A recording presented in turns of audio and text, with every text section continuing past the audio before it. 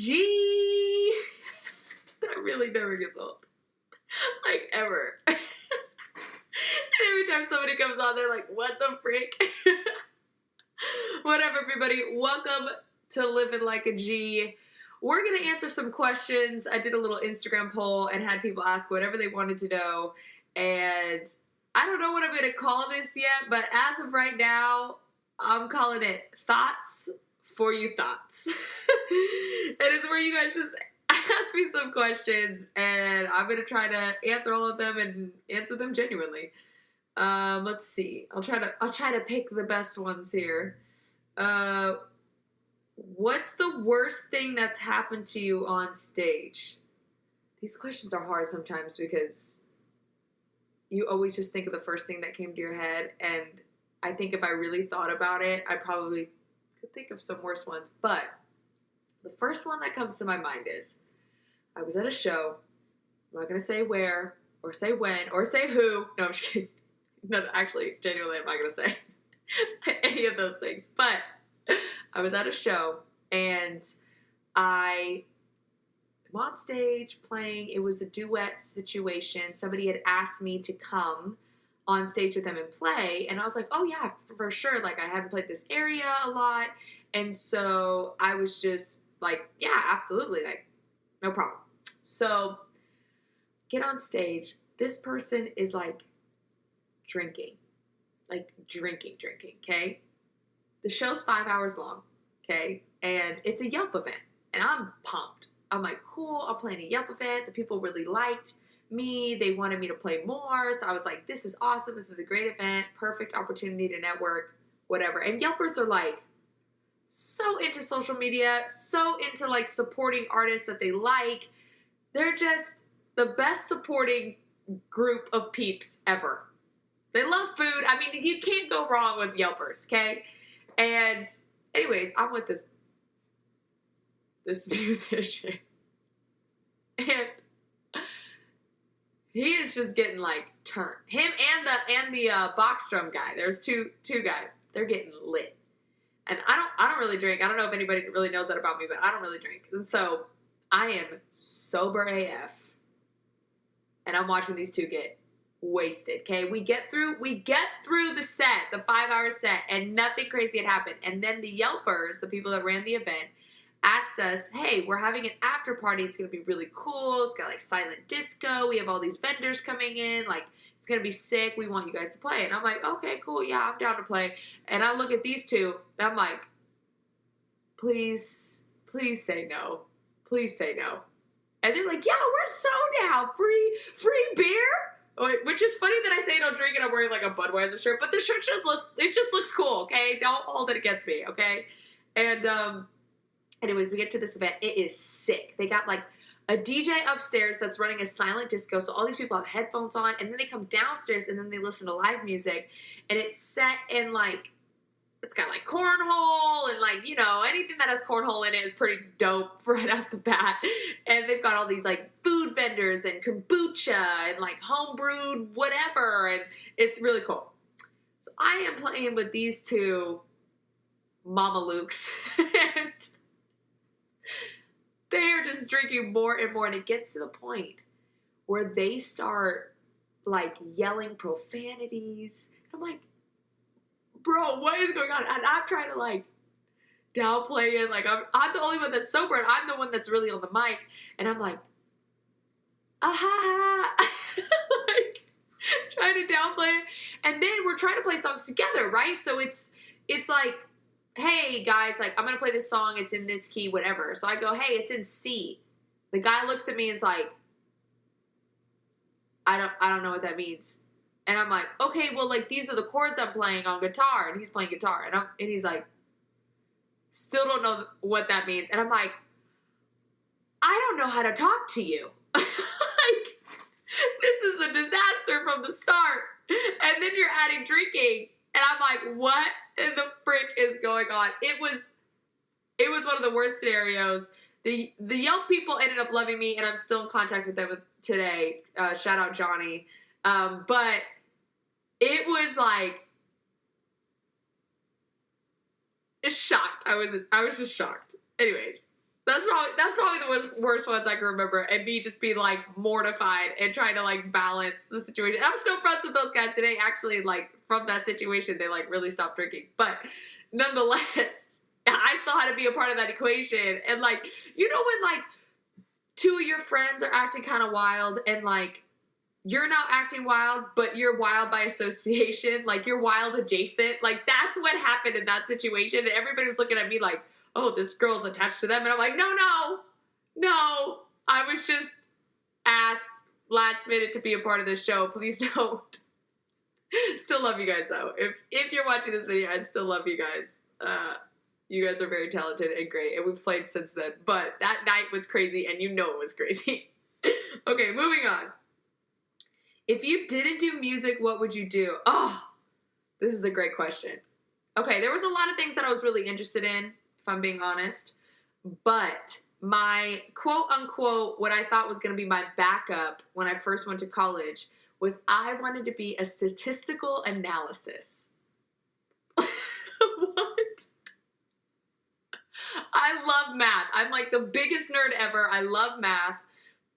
Like, unabashedly love math, okay? And when I went to college, I had passed all my AP math classes, like AP Calc, AP Stats, whatever, and so I didn't have to take math at all in college. And you would have thought that I was like a drug addict. I was like walking down the halls like, hey guys, are you taking math this year? Yeah.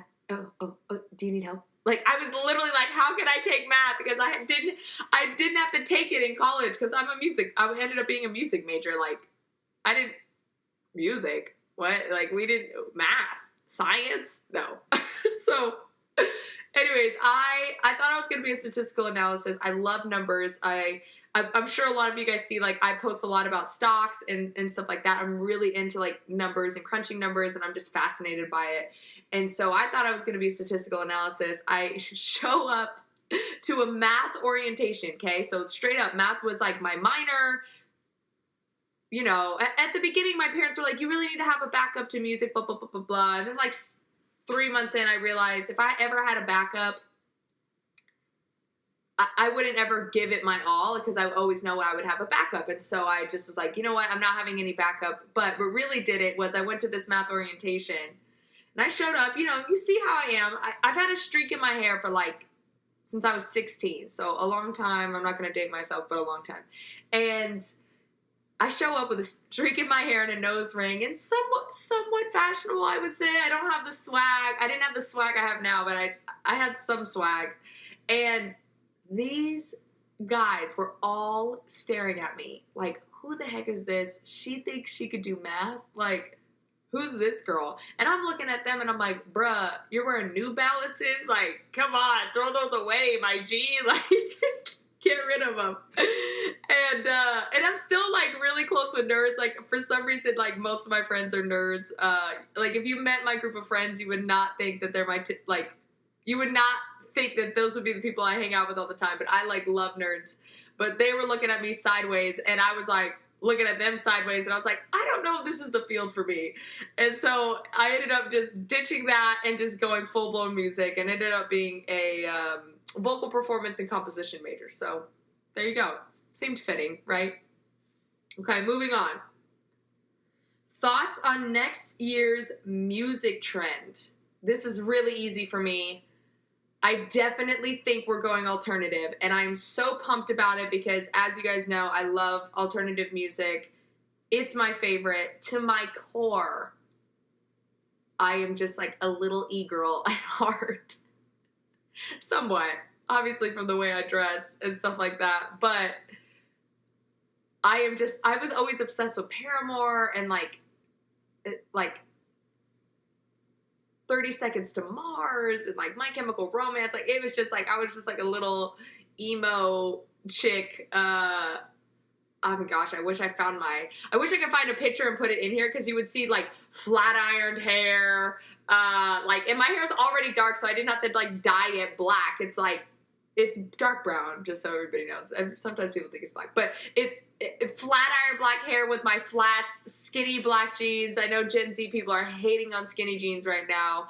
But skinny black jeans, maybe like a Fox t-shirt or something. Like, what a throwback. Anyways, yeah, I definitely think the music trend is going alternative. I know a lot of people think that as well. And I'm here for it. I'm so here for it. I'm so ready for, like, thumb holes to come back. This one doesn't have a thumb hole in it, but, you know, typically I have a thumb hole kind of mesh shirt going on, and I am just so here for it. Who were you closest with on Idol? This is a really hard question. I honestly would say I was the closest with the minors, which is weird because there's probably a good 10-year gap between us, but when I showed up on American Idol, I was, like, hopped up on TikTok. And I'm still hopped up on TikTok. I love TikTok. But nobody in my age group even knew what TikTok was. And I'm over here like, yo, you want to do a TikTok? Da-da-da-da. Like, let's do a TikTok. And they're like, what's a TikTok? And I'm like, well, why don't we just do a video together? And then they'd be, like, looking at me weird because I'm doing a video. And I'm like, no, it's going to be fun, whatever. And then, you know, I don't know, right after Idol, everybody, like, starts coming out with TikToks, and, like, this is a little fun fact, I was on American Idol, and I was like, hey, I want to put out these TikToks, because you have to kind of run with their social media team, and I was like, hey, I want to put out these TikToks, and they're like, hey, American Idol doesn't want to be associated with TikTok because of China, and, like, all this stuff, and I was like, TikTok is literally the biggest upcoming thing. You guys should be on TikTok right this instant. And they did it. And now look at their campaign. The season after mine, all TikTok. They're like, everybody get on TikTok. They even brought TikTok influencers to come try out. I'm like, what the heck? So, anyways, all that to be said, I was really close with the minors because they were like, what, TikTok? And, like, I even got a few of the minors on TikTok. Like, all of you guys know Lauren Spencer-Smith. She says all the time to me, she's like, dude, I wasn't even, like, that on TikTok, and then you gassed me up about it, and I was on it. So, she's probably one of my closest friends, especially after the show. Like, we talk all the time. Me and Natalie talk all the time. Shannon ended up being a good friend of mine. Like, we were kind of both loners on the show. Like, the minors, like, it was hard to hang out with the minors all the time because they had different schedules than the adults. So, like, I didn't get to hang out with them all the time unless it was by the pool. But Shannon wasn't a minor, so I was like, yeah, I'm kind of a loner. And she was like, yeah, I'm kind of a loner too. Like, I don't really fit in. And I was like, I don't really either. And then we ended up being really good friends. So there's a lot of people. God, I could name a decent amount of people, but I was probably closest with the minors for sure. Okay. This person said snow or sand. This is so hard. The Californian in me is, like, split into two right now. Because I love the beach. I really do love the beach. I didn't grow up on the beach, but when you're in Cali, like, I remember summers were, like, every weekend. Every Friday, my school would take us all to the beach. And I went, like, every Friday for, like, a summer. It was so much fun. Anyways. And then I love snowboarding and I love stuff like that, too. So I know the people that ask this question, so just for them, I'm going to say snow, because we're about to come out with a song together, and their whole theme is, like, polar bears. So I'm going to say snow just for you guys. So there you go. Shout out Shiver. That's about to come out. All right, next question. What was the first song you sang in front of an audience? Okay, this is hard. Oh, I know. Okay, well, the first one I thought of, and this wasn't it, but the first one I thought of was there's two. I thought of two.